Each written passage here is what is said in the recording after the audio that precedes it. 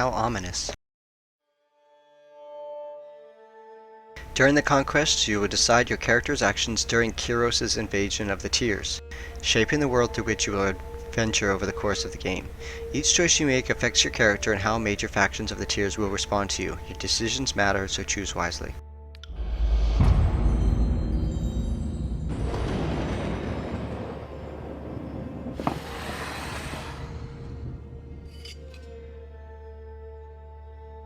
The Bastard City stood on the northern border between Kyros' empire and the Tiers. Built upon a natural harbor at the crossroads between realms, the city was a nexus of commerce. To the Tiers, it was the center of all wealth. To a northerner, it was little more than a backwater trading post. Its symbolic status as a gateway to the continent made it a natural first target in Kyros' military conquest. Circumstances were ideal for you to prove your worth as a soldier in Kyros' armies. Taking this city would send a message to the rest of the Tiers. Kyros' will is insurmountable. So I can either select to help engage at the Gates of Judgment, the actual battle site itself, or I can help infiltrate the Tiers. Now, although I am playing an up-close tough fighter, he is part wizard, and so I don't necessarily want to make all my decisions based on just brute force. But I also kind of want to see what's going on. If I decide to do the Gates of Judgment and I go with the Disfavored, standing shield to shield with Kyros' ironclad elite, you advance on the mercenary army purchased by the nobles of the Bastard City. The Legion wanted to send a message to the Tiers that superior breeding and disciplined training would win the day. Or I can rush in with the chaotic mass of the Scarlet Chorus, flanked with the Bastard City's army, and drive them to flee. I'm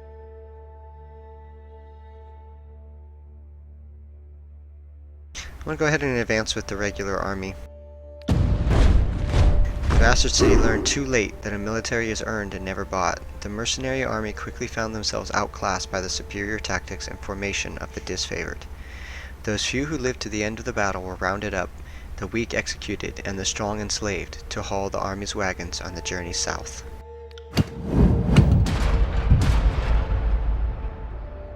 Two more choices, huh? To judge the enemy, you have decided the fate of enemy soldiers that have been captured in battle, or you have found a way to feed Kyros' armies in enemy territory. Well, I think that feeding the hosts would give a huge dramatic effect to our army. I think judging the enemy may be interesting. The Disfavored need slaves to haul their gear, dig latrines, and keep their pallets warm at night.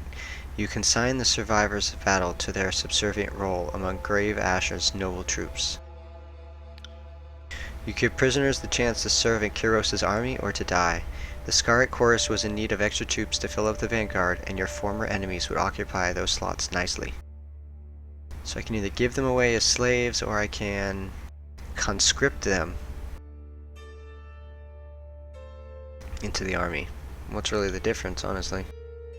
Well, I've been going along with the Disfavored so far, and they have purple armor that matches mine, so... Wounded and demoralized by prior defeat, the soldiers of the Tiers put up minimal resistance to their new status in Kyros' military. The Disfavored enjoyed the luxury of putting others to work, but didn't allow themselves to grow soft, turning away from menial duties and focusing instead on a rigorous training regimen that left them alert and eager for combat. You gave the Tiers slaves their first assignment, digging a mass grave outside the Gates of Judgment, where a cloud of flies marked the passage of Kyros' army.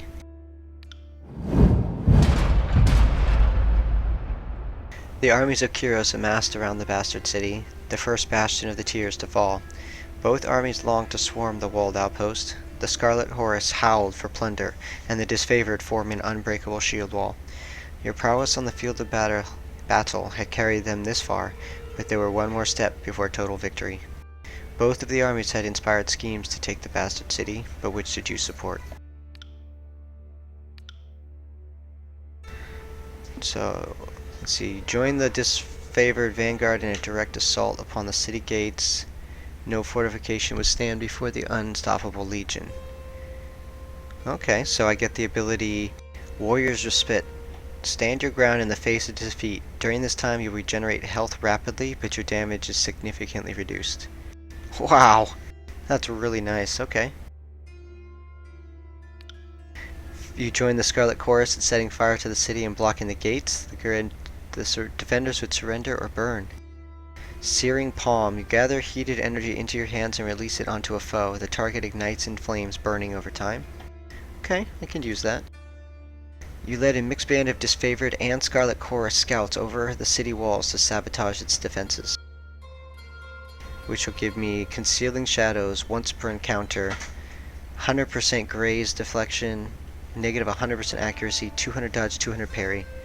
You create a cloud of obscuring shadows and dust for short duration. Enemies that use physical attacks you have a significantly increased chance to miss. During this time, your attacks will also be less effective. So I can go with the defensive ability, or I can go with an ability that reduces my damage but heals me. Let's see, 15% health every 3 seconds for 12 seconds, so that's 4 times 60% of my health. That's really powerful. And all I do is take reduced damage, so I'm going to go ahead and get that. With heroic courage and legendary determination, the disfavored battered the gates of the bastard city to splinters. Those who fell into the consistent hail of arrows or cascades of boiling pitch left the battlefield temporarily, only to appear hours later as Archon Grave Ash protection healed their numerous wounds. In time the gates gave way, and Kairos' force spilled inside the city walls with resounding cheers of victory.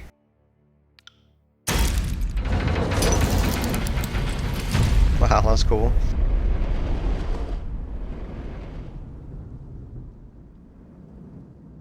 Okay, so the bastard city has settled into a new state of normalcy, with every tower displaying Kairos' banner. Your name is whispered along rumors of a decorated career to come. The army is divided into 2 fronts and migrated south. Tunon sent word that you were to join the next frontier of Kairos' conquest, either as judge and overseer of the settlement of Lathian's Crossing, or as war advisor with the armies advancing into the realm of Apex. Well, I like the idea of being a judge, since my backstory involves me being an outlaw. It would be kind of a cool story to become a judge after being an outlaw. I might be able to actually, make some decisions you might actually not consider a judge making. But, I just can't turn down the chance to go to battle and be the war advisor of an entire army of disfavored and Scarlet Chorus. So I'm going to go ahead and take that one.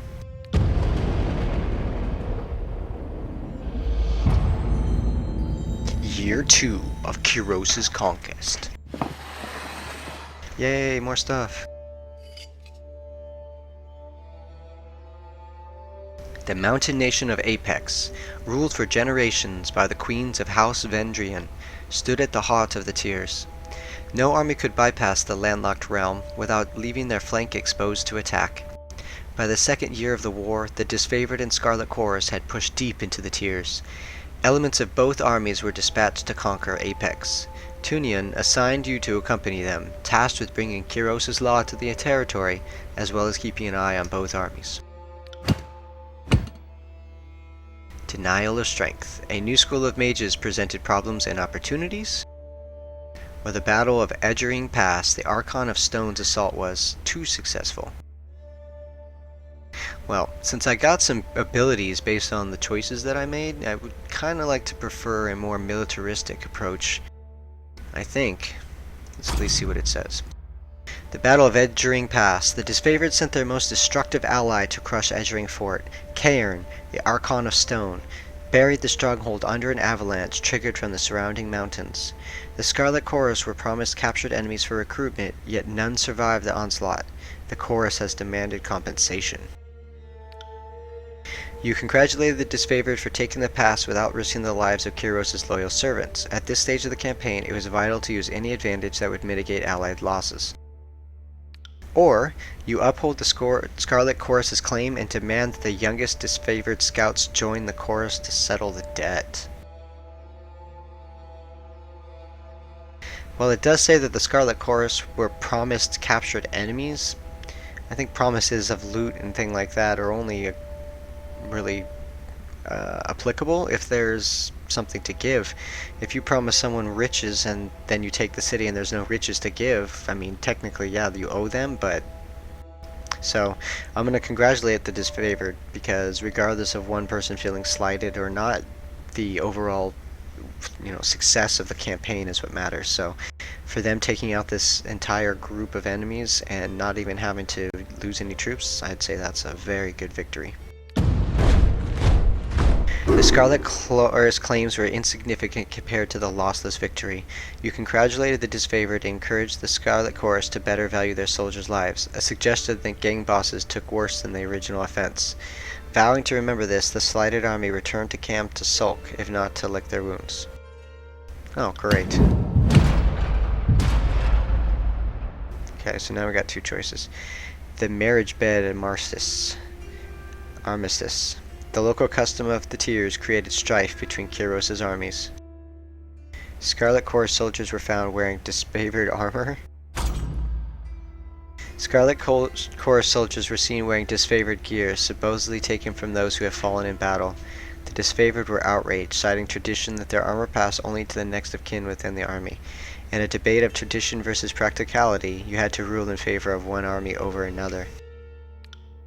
You uphold the disfavored traditions and punish those for wearing the Legion's iron. The army had come to deliver Kiros' peace, which has come with a higher standard.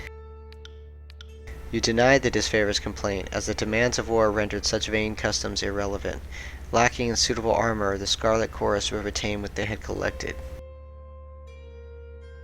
Wow, this is a tough choice.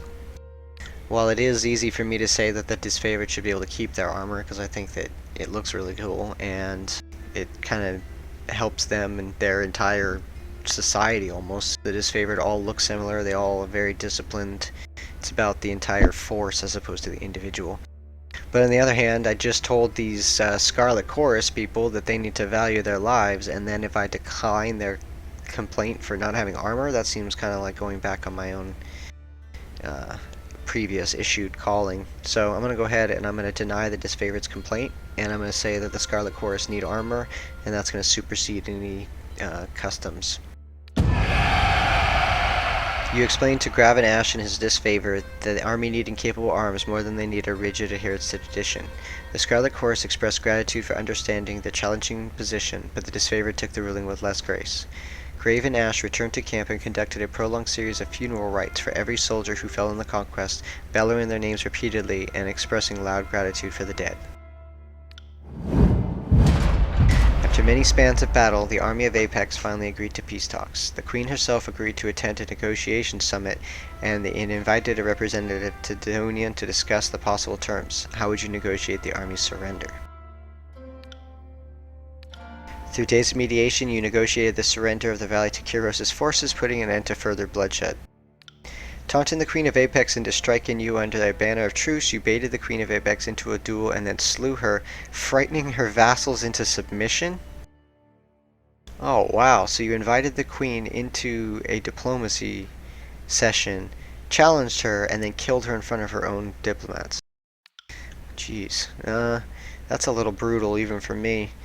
I think that we've had enough killing and slaughtering. We could at least try to talk to them. I mean, worst case scenario, they say no, and then we gotta get back to the killing again. So we're gonna try to mediate this. Your former enemies were loath to part with their lands, but they were even more reluctant to continue a war they were losing at every turn. The Tearsmen were a stubborn lot, and despite their grim situation, it still took days of discussion and diplomacy to show them the madness of tenacity. On the third day of mediation, the rules of Apex finally submit to your terms of surrender, and putting an end to the war in the valley, and freeing up Kiros' forces to march deeper into the Tears. Boom! What do we get? What do we get? Alright, the land of Apex finally rested in the hands of Kiros' forces. The Scarlet Chorus paused to revel in victory while the disfavored prepared for the next fight, affording themselves but an evening's rest. Kiros' armies radiated from the conquered citadel and worked their way across the Tears. The disfavored and Scarlet Chorus aimed to dominate as much territory as possible in the coming year. Your distinguished reputation in Kiros' military left the choice of your next destination yours to make. Stalwart, huh? With its easily defended position and rich military tradition, the realm of Stalwart was the most formidable realm in the entire Tears. Azure. Kiros dispatched the Archon of Stone to subjugate the nation of Azure. Vellum Citadel. Kiros' conquering gaze fell upon the Vellum Citadel, its treasures, its knowledge, and its secrets. Secrets sound nice. I like that.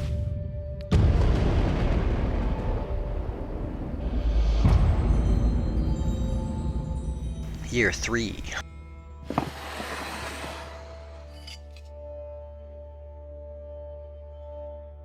The Vellum Citadel was an archive and library of massive scale. Its inhabitants were known as the School of Ink and Quill, a circle of mages that centuries ago carved out their own mountainous refuge on lands unsettled by the other major realms. Legend said that the Citadel housed a treasure trove of arcane knowledge. The Overlord's spies infiltrated the school and confirmed as much. The time was ripe to send a dispatchment to the great library fortress and force the scholars to yield to Kyros. Chain of Command, a peaceful surrender that has turned bloody. Or the Song of Ensnarement. Siren's song ensnared some stealthy sages. Siren, the Archon of Song, has used her power to enthrall enemy mages who crept beyond the Citadel's walls. After Kyros' force rounded up the arcane practitioners, the disfavored began executing the new captives before they could share dangerous knowledge. A crime under Kyros' law, with the Scarlet Chorus. You calm the disfavored without compromise. The sages' mouths will be bound with iron bridles, preventing them from speaking their forbidden knowledge. You punish the disfavored for executing mages bound to the Scarlet Chorus, ordering that several disfavored soldiers be given to the Archon of Song as her personal bodyguards.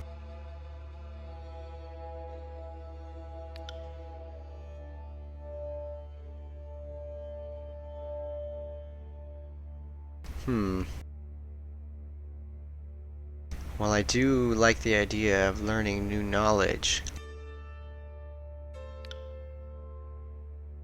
Yeah, I mean, I agree with the disfavored, and I like their militaristic, very tradition, discipline-based ideology. That's totally me. I like the idea of spells and using as many advantages as possible, and simply slaughtering all the enemy mages without even asking them for help or using their spells or anything. That seems kind of ignorant. So I'm going to go ahead and punish the disfavored for executing mages bound to the Scarlet Chorus, and then ordering several disfavored soldiers be given to the Archon of Song as her personal bodyguard. The wisdom of the sages and knowledge of the Vellum Citadel were too important to silence. The disfavored balked at entering the Archon's service, but your ruling left them with no recourse. Archon Siren delighted in having new toys to play with, and promptly enthralled her personal guard. You spotted them in camp days later, following their new mistress with wide-eyed devotion. So she seems like a little bit of a mind twister, huh? Right of command. Siren composed songs of strength and then provoked bloody slaughter. The Spy Master's agents. Suspicions arose when sages surrendered. Let's do the right of command. The Archon of Song has incited Scarlet Chorus recruits to fight their leaders. Bosses were killed and supplanted left and right. The disfavored demanded an end to the practice for the good of the conquest? Why would she have them attack their own leaders in the middle of a combat situation? You ruled that each Archon had the right to govern their armies according to their nature. The right of commandment bred chaos, but it also ensured that the strongest rise to lead. Oh, okay. Well, I mean, I asked for an explanation. That seems pretty logical. You agree with the disfavored arguments. The right of command had its place, but not when Kyros' forces were outnumbered and reinforcement were weeks behind, if not longer. While I would agree with that, I think that having the most powerful and competent leaders and forces in charge would be far outweigh the just fodder that you would gain. So I'm going to go ahead and, even though I didn't understand it right away, I'm going to agree with their right of command, and I'm going to say that each Archon does have the right to govern their armies according to their nature. That's what makes each army individually strong, unique, and different, so I want to maintain that. Your keen understanding of their ways pleased and surprised the Scarlet Chorus detachment, who thanked you for the ruling. The following evening, 2 gang bosses were murdered in their pallets and replaced by stronger variants who fought hard to defend their status. Though the camp grew quieter over time, the chorus fought with twice their ferocity under the new leadership. Disgusted by your appropriation of the Scarlet Chorus, the favored forces withdrew from the field of battle. Your small dispatchment now lacked the manpower to take the Vellum Citadel. Tunion sent word that Kyros' patience had run thin. The Overlord would cast an edict of fire on the enemy. The parchment arrived in a slender case of engraved iron, written on it the words of a spell powerful enough to destroy the Vellum Citadel. You had the choice of when to read the edict. Reading it at sunrise would offer your enemies no warning of the devastation to come. You could also wait until sunset, giving them ample time to flee or make amends. Opting to give the enemy no quarter, you proclaim the Edict of Fire at the first moments of dawn, granting the enemy no warning of devastation to come. Although the chorus insisted your actions doomed their spies, the disfavored applauded your decision. Claiming they still had spies within the citadel, the Scarlet Chorus urges you to warn the mages of the Overlord's edict. Granting their request, you met with the enemy under a blue flag of peace and warned them of their doom, giving the chorus spies and the enemy a chance to run. I mean, this is a tough one, but really not that tough, to be quite honest. If I had the opportunity to say, to end a battle with a single spell, I'm going to use it to its greatest effect possible, hopefully. And so I'm not going to give them any ability to flee and then continue to challenge me later and possibly cause even further losses of my troops. So no quarters shall be given. Read the Edict of Fire at the first moment of dawn, and may it be quick and merciful for them. So I read the Edict of Fire as the new sun rose behind the citadel, casting a long shadow in its wake. You were the last person to see the Hall of Knowledge the moment before the devastation. The earth shook and red-orange light glowed in the foundation of the sprawling citadel. Bubbling up from under the library, a torrent of lava heaved with explosive force, gushing from the windows and between loose bricks, melting hostile trenches in the surrounding land. The mages woke to smoke and fire, for most it is already too late. Only a handful of bewildered mages escaped the smoldering collapse of the massive library fortress. Kyros's will be done.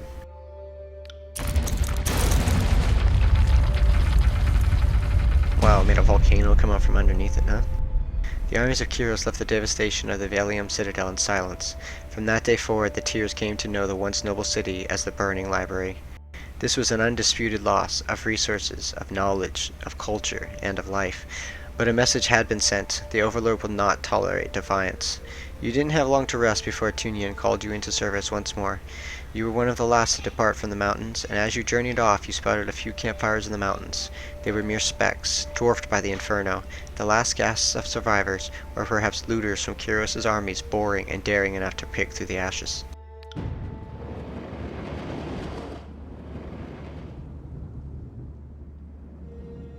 You have reached the end of Kyros's conquest. Do you want to continue or erase your progress and start over? Continue. Well, that was actually pretty interesting. Haven't even done anything in the game at all yet. And already have a story going The year and is all kinds of stuff. 431, and Kyros's invasion has shattered all major opposition in the Tiers. The Younger Realms, the Bastard Tier, the Free Cities. All who defied Kyros lay broken by battle, or bowed in surrender. The two armies of the Overlord, the Disfavored and the Scarlet Chorus, now control our lands. But our will is not yet extinguished. Not entirely. In the Valley of Vendrian's Well, those of us unwilling to bow to Kyros have banded together in defiance. Violating an oath of surrender from 2 years prior, we have staged a bloody uprising, murdering the Disfavored and Scarlet Chorus garrison in a midnight assault. What? Why? With their main forces spread across the Tiers, the Disfavored and Scarlet Chorus redeploy to Vendrian's Well to crush the resistance. But months pass with no definitive battle. As disagreement and discord paralyze the Archons, we bide our time and wait for our message of insurrection to spread across the Tiers. Insurrection! The Overlord is not amused, and Kyros has one message for the Archons: crush the Oathbreakers or die. Kyros backs this threat with an edict, a magical commandment that can slay all in the valley should the order be ignored. The honor of proclaiming this edict fell to you. Sent across the mountains to Vendrian's Well, you carry the Overlord's edict to read before the Archons. As you finally make your way through the winding mountain passes into the valley, the ground trembles, and Kyros's magic seals the way behind you. You are trapped in Vendrian's Well, with Kyros's armies and the Oathbreakers. The only way to survive is to fulfill the terms of the Overlord's edict, in any way that you can. Well, by golly.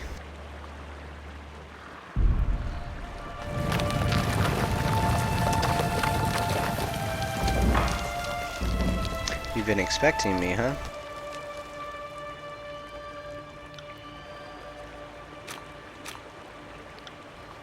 Alright. Well, really quickly, let's just go over stat.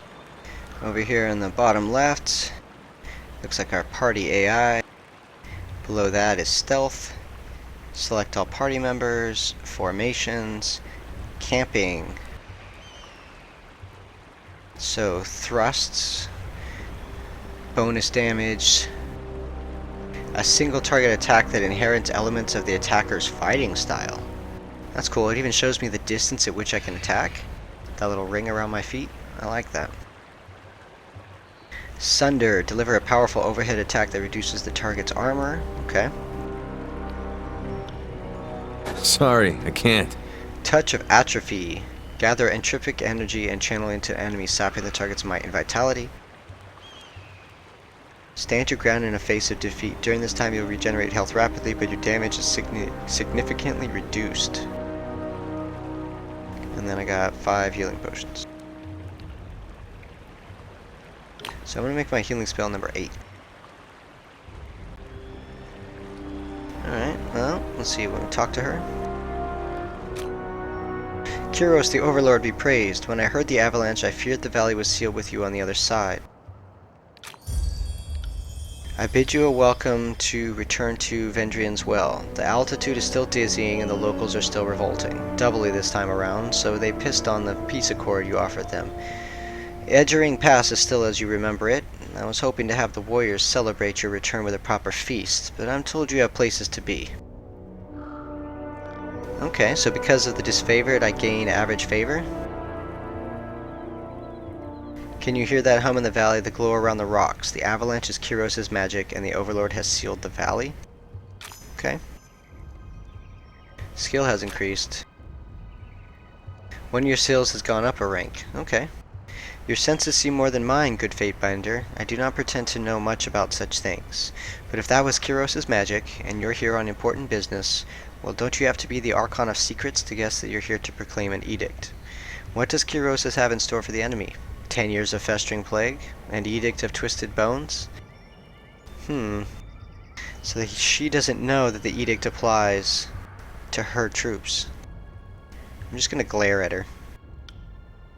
A nervous smile creeps over her as she waits for a response that doesn't arrive. I am asking questions beyond my station. Forgiveness, please. Well, you've traveled a long way. I won't keep you further. I am sure the Archons still want to hear from you at... Did you hear that? More runners. 3rd time this week. The Oathbreakers keep trying to send messengers through the mountains to gather help from outside the valley. She points over to the collapsed path from which you have arrived. But they're a bit too late for that now. Come, let's see these Oathbreakers a good fight. Get 'em! Alright, so the game's gonna be paused when combat starts. So we have the ability to unpause combat and just allow it to continue, or we can pause combat and issue commands. So we can see here that the enemy is uninjured, and we can also see some of his stats. So I want to get up close and personal with him and use my atrophy, touch of atrophy, and reduce his stats. So let's see, if I right click on him I should be able to attack. If I select this skill and click on it, I should be able to use it on him. Let's see what happens. I got it. There we go. On it. Now he's attacking. Uses our Sunder skill. I got it. Break his armor and then use a power attack. Sorry, I can't. Oh, his health just turned yellow.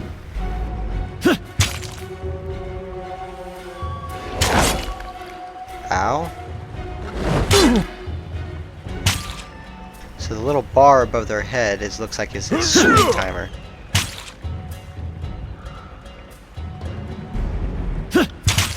Will do.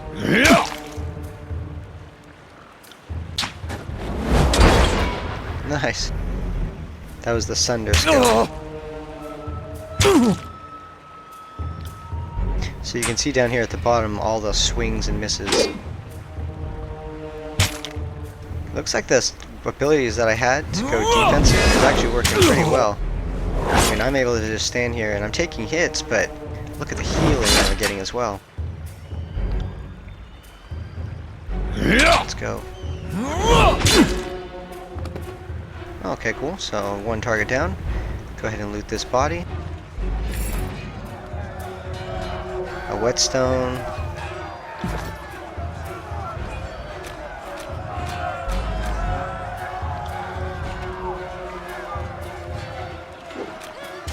The avalanches block the rubble. Think you could move that boulder? I can push it. Sucks to be her. Now let's attack. Let's use our atrophy to reduce the damage. On it. Heads up, we have company. Nice. And then let's use our sunder. Will do. So it looks like this little bar above the character's head is in between swings. So if I use an ability before that swing timer finishes, it should be his next attack. Sorry, I can't. Maybe not.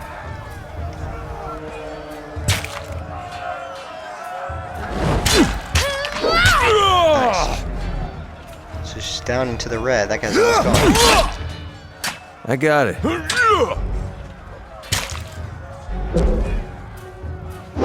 So it looks like I can do an ability in between each one of those swings.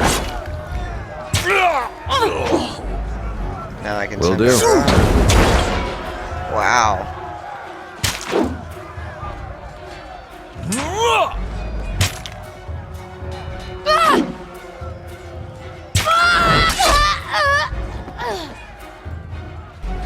Not too bad. What did I get? Sun Soldier's Javelin.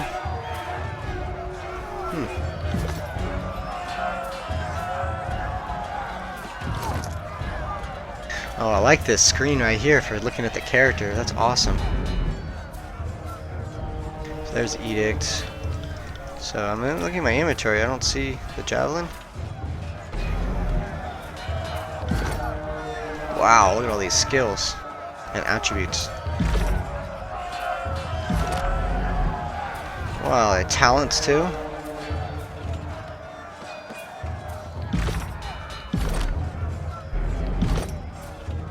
And then there's factions. Creation of spells. All kinds of stuff, alright. There's a party stash too. So let's see. So that gives me a ranged attack. Oh, I noticed I'm able to use my spells even without the staff, as long as I have it equipped, maybe? I'm going to use this whetstone. 300 seconds of extra 2 armor penetration. Alright, let's continue on our little quest here. Another guy to loot.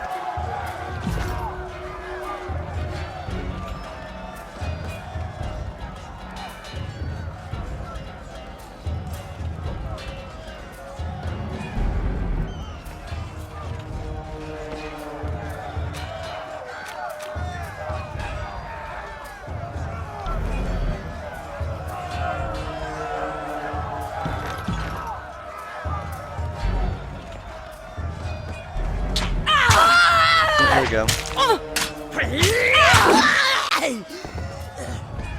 Try and catch me, worm.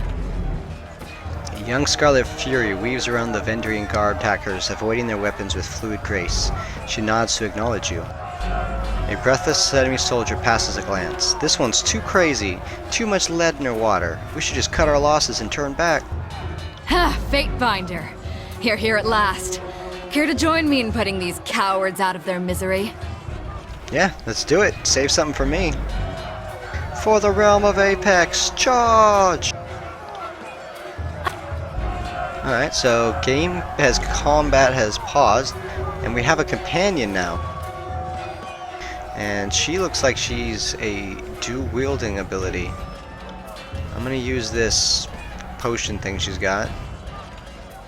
And I'm gonna have my guy attack the Sun Soldier with, oh, I got a new skill, Blood-Soaked Stone. Coordinate with Verse to knock your enemy prone and then follow up with a strong bleeding attack. Gonna use that on this character. Lead with that. Are we ready for this? Wow! Flawless! Bleeding and 2 separate attacks. Nice. Alright, now I've got this. I'm gonna go ahead and use Sunder on this character. That'll reduce her effectiveness. Now we can probably do more damage to her, hopefully. Bleed out, you little shit! Man, she's down in the green already. Now it's time to use this normal attack. Will do. I got hit, but that's okay. Nice. Phew. I can tell you didn't spend the conquest in a diplomat's tent. I'm Verse, by the way. But there are more important things to take care of than introductions. Those Vendrian guard we killed didn't come alone. Alright, I'm ready if you are. Eager. I like that. Before we go, you might search among the remains of our fallen comrades. Wherever they're bound, I doubt they'll miss their boots, much less any rings or any useful iron they might be clutching.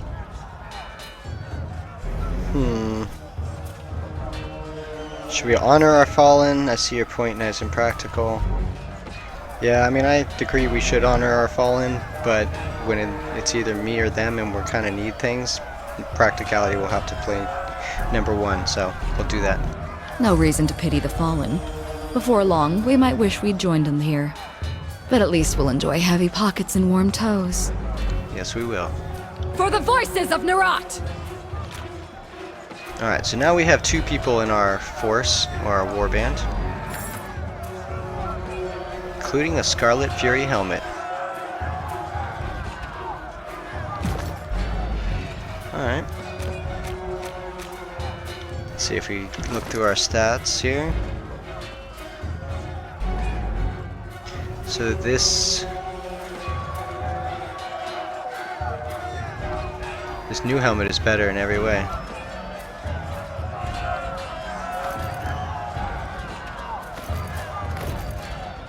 Wow, look at it. That's awesome. Let's see, does she have a helmet? She does not. Okay, so better than nothing.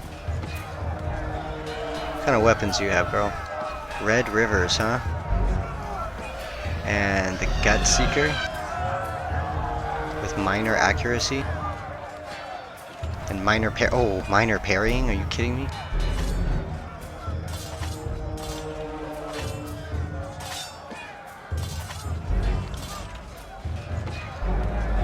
Alright, so she's gonna be dual-wielding these 2 weapons, and I'm gonna use the weapon on him that has the minor parrying.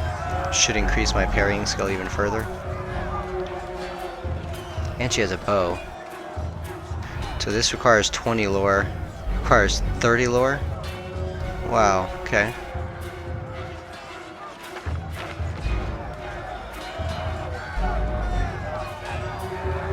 Alright, that's probably all for that right now. So now, this would probably be a good place for us to go ahead and stop this first episode. So I'd like to thank everybody who was here and watched all the way until this point, and hopefully next time we'll see you as we continue our storyline in Tyranny. Thank you. Bye.